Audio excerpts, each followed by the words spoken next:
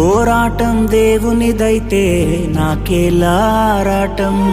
విశ్వసించి నిలుచుంటేనే ఇస్తాడు విజయ కిరీటం. పోరాటం దేవునిదైతే నాకేలారాటం. విశ్వసించి నిలుచుంటేనే ఇస్తాడు విజయ కిరీటం. గొలియాతును పుట్టించినదే దావీదును హెచ్చించుటకే. గొలియాతును పుట్టించినదే దావీదును హెచ్చించుటకే. కిరీటం కావాలంటే గొలియాతులు రావద్దా? కిరీటం కావాలంటే గొలియాతులు రావద్దా? శ్రమలే నా అతిశయం, శ్రమలోనే ఆనందం.